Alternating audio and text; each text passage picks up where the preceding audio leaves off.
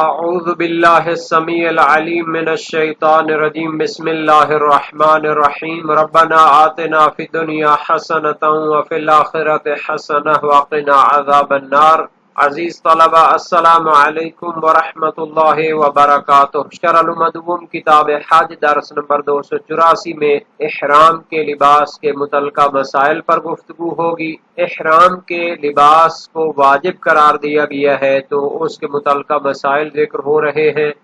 تو اس باس میں بھی ان کی تفصیل بیان کی جائے گی۔ حج قران کرنے والے کے متعلقہ فروعات ذکر ہوں گی۔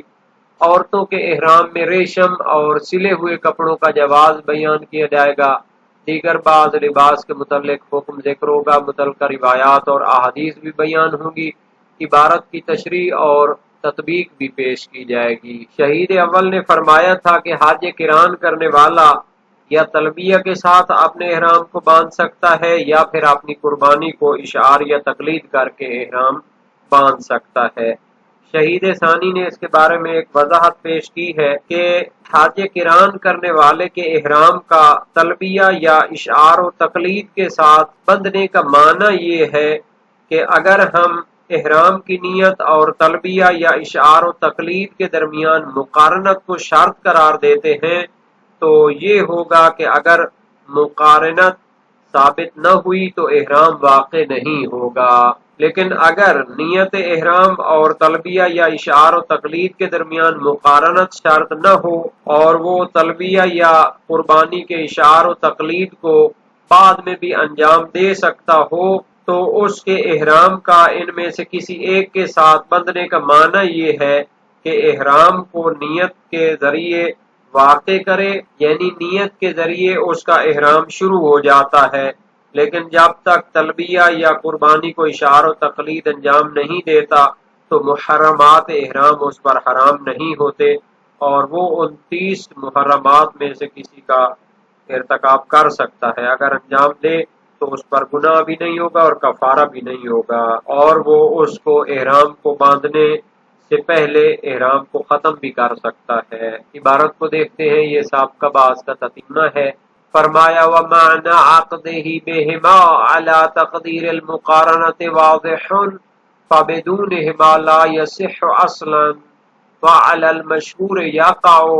وَلَكِنْ لَا يُحْرِمُ مُحَرَّمَاتِ الْإِحْرَامِ بِدُونِ أَحَدِهِمَا۔ حج قران کرنے والے کے احرام کا تلبیہ یا اشعار و تقلید کے ساتھ بندھنے کا معنی یہ ہے کہ اگر ہم نیت احرام اور تلبیہ یا اشعار و تقلید کے درمیان مقارنت اور ایک ساتھ ہونے کو شرط قرار دیں تو یہ واضح ہے، چونکہ ان دونوں کے بغیر یعنی نیت احرام کے ساتھ تلبیہ یا اشعار و تقلید ہونے کے بغیر وہ صحیح نہیں ہوگا، اس کا احرام ثابت ہی نہیں ہوگا۔ اور مشہور نظریہ یہ تھا کہ مقارنت شرط نہیں ہے نیت احرام اور تلبیہ یا تقلید و اشعار کے درمیان، تو پھر نیت کے ساتھ ہی احرام واقع ہو جائے گا۔ وَلَكِنْ لَا يُحْرِمُ مُحَرَّمَاتِ الْإِحْرَامِ بِدُونِ أَحَدِهِمَا، لیکن جب تک تلبیہ یا اشعار و تقلید حاصل نہیں ہو جاتا تو احرام کی محرمات اور جو احرام کے ذریعے حرام کام ہو جاتے ہیں تو وہ حرام نہیں ہوں گے۔ وَيَجُوزُ الْإِحْرَامُ فِي الْحَرِيرِ وَالْمَخِيطِ لِلنِّسَاءِ فِي أَصَحِّ الْقَوْلَيْنِ عَلَى كَرَاهَةٍ دُونَ الرِّجَالِ وَالْخَنَاثَةِ۔ فرماتے ہیں جائز ہے عورتوں کے لیے کہ وہ ریشم کے لباس میں اور اسی طرح سلے ہوئے لباس میں احرام باندھیں۔ فی اصح القولین، صحیح تر قول یہی ہے، یعنی اس میں اگرچہ دو قول اور فقہی نظریے موجود ہیں لیکن صحیح تر قول یہ ہے کہ عورت سلے ہوئے لباس بھی پہن سکتی ہے اور ریشم کا لباس بھی پہن سکتی ہے۔ علی کراہتن، اگرچہ مکروہ کی حد تک ہے، یعنی ریشم یا سلے ہوئے کپڑوں کو اس کے لیے پہننا مکروہ ہوگا لیکن جائز ہے۔ لیکن مردوں کے لیے اور خنثی کے لیے ریشم اور سلے ہوئے کپڑوں کا استعمال جائز نہیں ہے، حرام ہے۔ وَيُجْزِئُ لُبْسُ الْقَبَاءِ أَوِ الْقَمِيصِ مَقْلُوبًا بِجَعْلِ ذَيْلِهِ عَلَى الْكَتِفَيْنِ أَوْ بَاطِنِهِ ظَاهِرَهُ مِنْ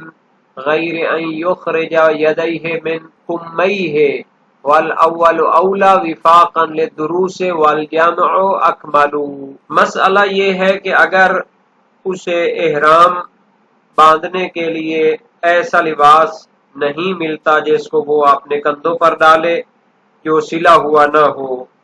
تو پھر سلے ہوئے لباس کو بھی استفادہ کر سکتا ہے، جیسے قبا ہے یا کوئی چادر ہے سلی ہوئی، تو لیکن اس کو الٹا کر کے پہنے گا۔ اور اس کے دو تفسیریں بیان کی گئی ہیں، یعنی نیچے والا حصہ اوپر لے اور اوپر والے حصے کو نیچے کر دے،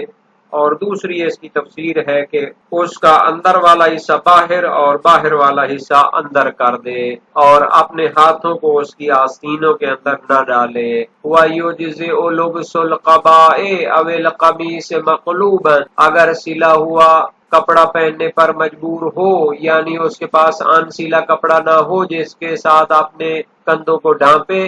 تو جائز ہے اور کافی ہے۔ یجزی اجزا یجزی کافی ہونے کے معنی میں ہے، کافی ہے قبا سلی ہوئی قبا کو پہننا اور اسی طرح سلے ہوئے قمیض کو پہننا، مقلوباً لیکن الٹا کر کے پہنے۔ تو اس الٹا کرنے کی دو تفسیریں بیان ہوئی ہیں، بجعل ذیلہ علی الکتفین، یعنی نچلے حصے کو اوپر اپنے کندھوں کے ڈال لے، اوپر والا حصہ نیچے کر لے، او باطن ہی ظاہرہ، یا اس کے اندر والے حصے کو باہر کر لے اور باہر والے کو اندر کر لے، من غیر ان یخرج یدیہ من کمیہ، لیکن اپنے ہاتھوں کو اس کی آستینوں میں نہیں ڈالے گا، قمیض کی آستینوں میں یا قبا کی آستینوں میں نہیں ڈالے گا۔ والاول اولا، شہید ثانی فرماتے ہیں ان میں سے پہلا جو طریقہ ہے اوپر والے حصے کو نیچے اور نیچے والے حصے کو اوپر کرنا، یہ بہتر ہے، وفاقا للدروس، اور یہی شہید اول کی دروس شرعیہ کے نظریے کے مطابق ہے۔ والجمع اکمل، دونوں طریقوں سے اس کو الٹا کرنا یہ زیادہ کامل تر ہے، یعنی اوپر والے حصے کو نیچے بھی کرے اور اندر والے حصے کو باہر بھی کرے، چونکہ یہ احتیاط کے موافق ہے۔ روایات جو اس کے بارے میں آئی ہیں مختلف ہیں، تو دونوں طریقے کی روایات پر عمل کرنا اسی طریقے سے حاصل ہوتا ہے۔ وَإِنَّمَا يَجُوزُ لُبْسُ الْقَبَاءِ كَذَلِكَ لَوْ فُقِدَ الرِّدَاءُ لِيَكُونَ بَدَلًا مِّنْهُ وَلَوْ أَخَلَّ بِالْقَلْبِ أَوْ أَدْخَلَ يَدَهُ فِي كُمِّهِ فَكَلُبْسِ الْمَخِيطِ، فرماتے ہیں سلے ہوئے قمیض یا قبا کو الٹا کر کے پہننا جائز ہے، لو فقد الرداء، اگر ان سلی ردا مفقود ہو، یعنی ان سلی چادر یا کپڑا کے جس کے ذریعے اپنے کندھوں کو ڈھانپے وہ نہ ملے، تو اس صورت میں سلی ہوئی قبا یا قمیض کو الٹا کر کے پہننا جائز ہوتا ہے، لیکن بدلا منہ، تاکہ یہ الٹا کر کے قبا کو پہننا اس چادر کے بدلے میں ہو جائے۔ وَلَوْ أَخَلَّ بِالْقَلْبِ، اگر اس کو ان سلا کپڑا نہیں ملتا اوپر ڈالنے کے لیے اور وہ سلی ہوئی قبا یا قمیض کو الٹا کر کے نہیں پہنتا، او ادخل یدہ فی قمہ، یا اس کی آستینوں میں اپنے ہاتھ ڈال دیتا ہے، فَكَلُبْسِ الْمَخِيطِ، تو یہ ایسے ہے جیسے سلے ہوئے کپڑوں کو پہنتا ہے۔ تو کفارے کے طور پر اس پر واجب ہوگا کہ ایک بکری ذبح کرے، جس طرح محرمات احرام میں ہے کہ احرام کی حالت میں سلے ہوئے کپڑے پہننا حرام ہے، اگر ایسا کرے گا تو اس پر ایک بکری قربانی کرنا کفارے کے طور پر واجب ہوتا ہے۔ وَكَذَا يُجْزِئُ السَّرَاوِيلُ لَوْ فَقَدَ الْإِزَارَ مِنْ غَيْرِ اعْتِبَارِ قَلْبِهِ وَلَا فِدْيَةَ فِي الْمَوْضِعَيْنِ، جس طرح اس کو کندھوں پہ ڈالنے کے لیے ان سلی چادر نہیں ملتی تو اس کے لیے جائز تھا کہ وہ قبا یا قمیض کو الٹا کر کے پہن لے۔ اسی طرح فرماتے ہیں اگر نیچے باندھنے کے لیے کوئی چادر نہیں ملتی ان سلی، تو پھر اس کے لیے جائز ہے کہ سلی ہوئی شلوار کو پہنے، اور اس میں لازم نہیں ہے کہ اس کو الٹا کرے یا اوپر والے حصے کو نیچے کرے۔ اور فرماتے ہیں ان دونوں مسئلوں میں کہ جب اس کے پاس نیچے باندھنے کے لیے چادر نہیں ہوتی یا اوپر کندھوں پہ ڈالنے کے لیے ان سلی چادر نہیں ہوتی، تو دونوں مسئلوں میں لازم نہیں ہوگا کہ اس کے لیے کوئی قربانی کرے یا بکری کو ذبح کرے، چونکہ یہ تو مجبوری اور اضطرار کا مورد ہوگا۔ وَقَضَا يُجْزِئُ السَّرَاوِيلُ، اسی طرح سلی ہوئی شلوار کو پہننا کافی ہوگا۔ لَوْ فَقَدَ الْإِزَارَ، اگر نیچے باندھنے کے لیے لنگی اور چادر نہ ہو، انسلی چادر نہ ہو، من غیر اعتبار قلب ہی، اور سلی ہوئی شلوار کو الٹا کرنا بھی شرط نہیں ہوگا۔ ولا فدیۃ فی الموضعین، اور اوپر والی چادر یا نیچے والی چادر جب انسلی نہ ملے تو پھر جو دوسرا طریقہ بیان کیا گیا ہے، ان کو پہننے کے لیے کوئی خاص کفارہ وغیرہ لازمی نہیں ہوگا۔ حج قران کرنے والے کے لیے جو فرمایا تھا کہ اس کا احرام تلبیہ کے ساتھ یا قربانی کے اشعار و تقلید کے ساتھ باندھا جاتا ہے، جس کے ساتھ وہ شروع کرے گا تو دوسرا کام مستحب ہو جائے گا۔ تو بہت سے علماء فقہاء نے اعتراف کیا ہے کہ انہیں اس کی دلیل نہیں ملی۔ سید المدارک نے فرمایا شاید اطلاق امر ان تین میں سے ہر ایک کا کافی ہو اس کے لیے، یعنی جس سے شروع کریں گے وہ واجب ہوگا، باقی مستحب ہوں گے۔ صاحب جواہر الکلام فرماتے ہیں کہ لا یقتضی استحباب الاخر، یہ تقاضا نہیں کرتا کہ ایک واجب اور دوسرا مستحب ہو جائے۔ بہرحال یہ علمی اختلاف اپنی جگہ موجود ہے۔ اصل بات یہ تھی کہ عورت کے لیے سلے ہوئے کپڑے اور ریشم کا پہننا جائز ہے، احرام کی حالت میں صحیح تر قول کی بنیاد پر فقط مکروہ ہوگا۔ تو بہرحال جواز کا جو نظریہ ہے یہ مشہور ہے شیعہ علماء کے درمیان، جیسا کہ مدارک الاحکام فی شرح شرائع الاسلام میں فرمایا ہے۔ روایات بھی اس پر دلالت کرتی ہیں۔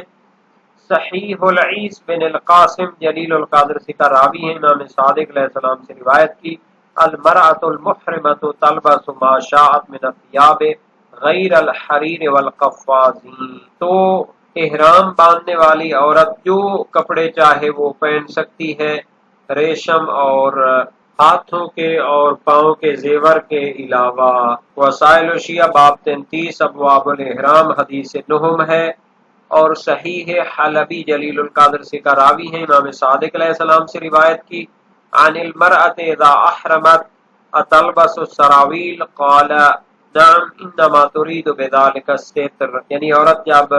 احرام باندھتی ہے تو سلے ہوئے کپڑے شلوار پہن سکتی ہے، فرمایا ہاں چونکہ اس کے ذریعے پردہ پوشی چاہتی ہے۔ وسائل الشیعہ باب 50 ابواب طروق الاحرام حدیث دوم میں ہے۔ تو اس میں فقط شیخ طوسی نے اپنی کتاب نہایہ میں اختلاف کیا ہے، جس کا اردو ترجمہ بھی شائع ہو چکا ہے۔ فرمایا وَيَحْرُمُ عَلَى الْمَرْأَةِ فِي حَالِ الْإِحْرَامِ مِنْ لُبْسِ الثِّيَابِ جَمِيعَ مَا يَحْرُمُ عَلَى الرَّجُلِ وَيَحِلُّ لَهَا مَا يَحِلُّ لَهُ، اور فرمایا قد وردت روایہ بجواز لبس القمیص للنساء،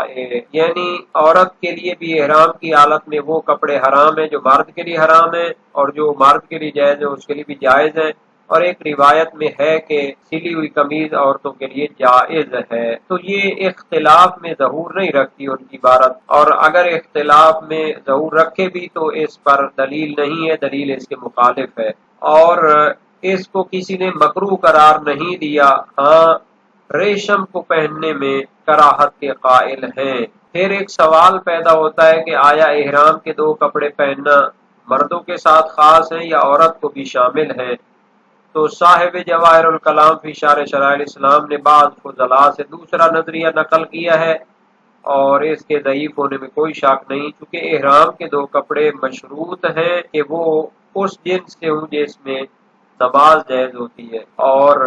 عورتوں کے لیے سلے ہوئے کپڑے اور ریشم کا پہننا جائز ہوتا ہے۔ اس سے معلوم ہوتا ہے احرام کے دو کپڑے ان شرائط کے ساتھ وہ مردوں کے ساتھ خاص ہیں، کہ جائے کہ ارتکاز شرعی بھی ہے اور سیرت عملی بھی مسلمانوں میں ہے، جو ائمہ معصومین کے دور سے چلی آ رہی ہے کہ عورتوں کے لیے ایسی شرط نہیں ہے۔ باقی مرد اور خنثی تو ان کے لیے جائز نہیں ہے ریشم اور سلے ہوئے، چونکہ صرف عورت کو اس سے خارج کیا گیا ہے، اور خنثی کو اس لیے کہ چونکہ اس کا عورت ہونا مشکوک ہے۔ اور اگر کندھوں پر ڈالنے کے لیے انسلی چادر نہ ہو تو پھر وہ الٹی کر کے قمیض یا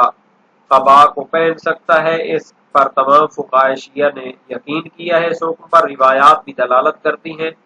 صحیح حلبی امام صادق علیہ السلام سے اذا اضطر المحرم الى القضاء ولم يجد ثوبا غيره فليلبسه مقلوبا ولا يدخل يديه في يدي القضاء، اگر احرام باندھنے والا سلی ہوئی کباب پہننے پر مجبور ہو اور کوئی دوسرا کپڑا نہ پائے تو پھر الٹا کر کے اس کو پہن لے اور اپنے ہاتھوں کو کبا کی آستینوں میں نہ ڈالے۔ وسائل الشیعہ باب 44 ابواب طرق الاحرام میں ہے۔ اور مصنع حناد کی روایت امام صادق علیہ السلام سے من اضطر الی ثوب وهو محرم وليس معه الا قباء فلينكسه وليجعل اعلاه اسفله ويلبسه، جو بندہ احرام کی حالت میں سلے ہوئے کپڑے پہننے پر مجبور ہو اور اس کے پاس صرف قبا ہو سلی ہوئی تو الٹا کر لے، اس کا اوپر والا حصہ نیچے کر لے اور پہنے۔ وسائل الشیعہ باب 44 ابواب طرق الاحرام میں ہے۔ حدیث سوم جناب ابن ادریس ہلی اور فاضل اور شہید کا نظریہ ہے کہ مقلوب کا طریقہ یہ ہے کہ اوپر والا حصہ نیچے کرے،